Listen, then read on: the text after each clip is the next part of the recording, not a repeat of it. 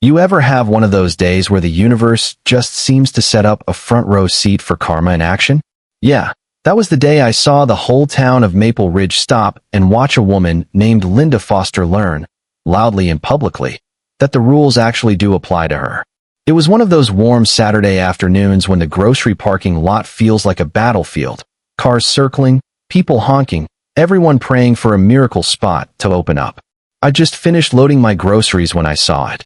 A bright white Lexus SUV rolling in like royalty. Every spot was full, but that didn't matter to her.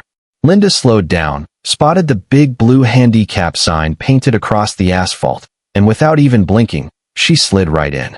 No tag, no placard, just pure confidence. The kind of confidence that says, this world was built for me.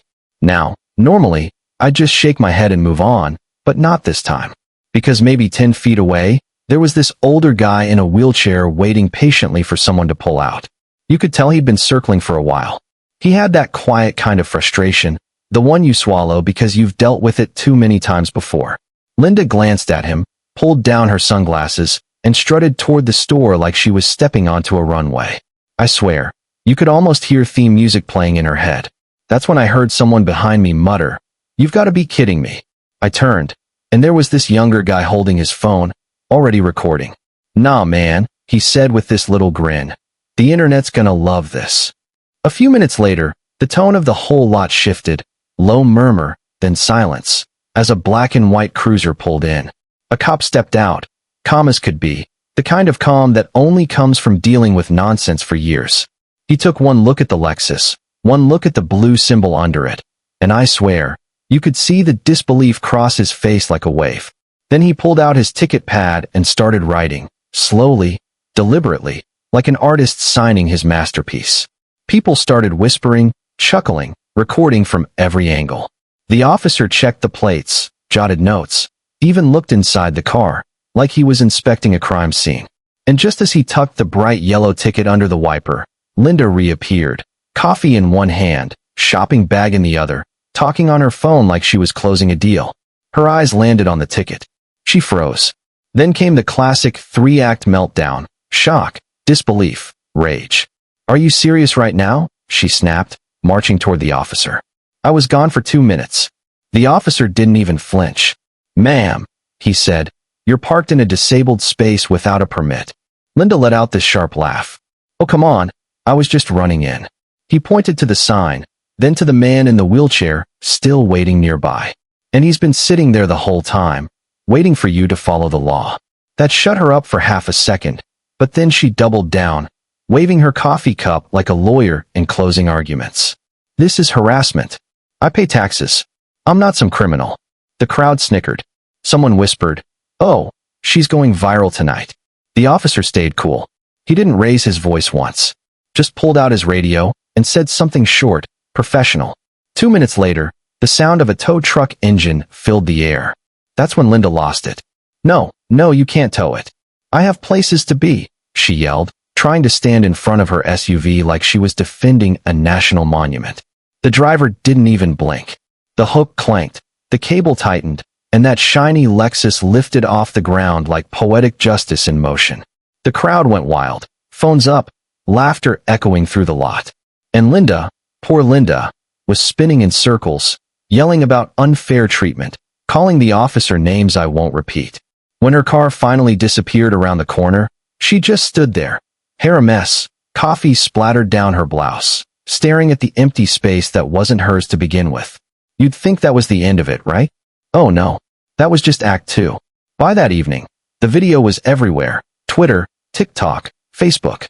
"Parking lot princess throws tantrum," one headline said. Someone even remixed her screaming just 2 minutes into a dance track. It was ridiculous, and honestly, kind of catchy. But the internet doesn't stop there. By morning, Linda's name was trending.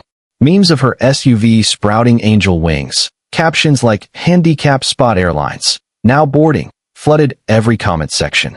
And of course, Linda wasn't taking it quietly.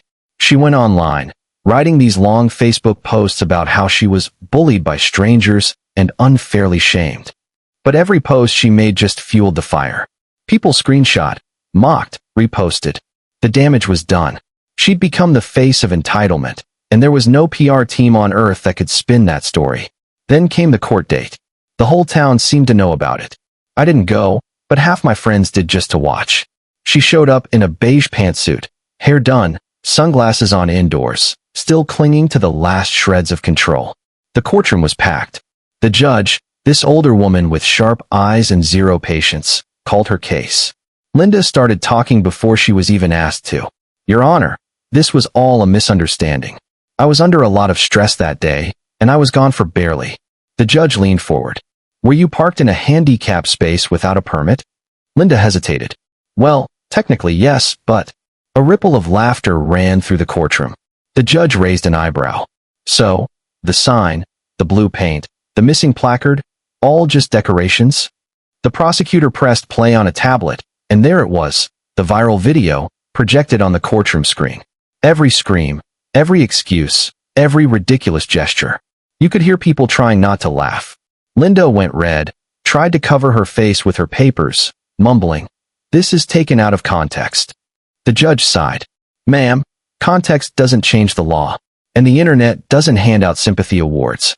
Even from outside, people said you could feel that moment. The whole room went silent before the judge dropped the fine, $1,200, plus towing, plus court costs. As she left, someone outside shouted, "Hey, it's the parking lot queen." A few people even started humming the dance remix of her meltdown.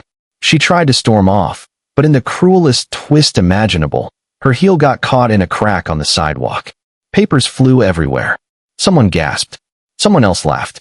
And that's when I realized, this wasn't just a funny story anymore. It was a mirror. We all have a little Linda in us sometimes. The part that thinks the rules don't matter if they're inconvenient. The part that thinks just 2 minutes makes us special. But the world's got eyes now. Everyone's got a camera.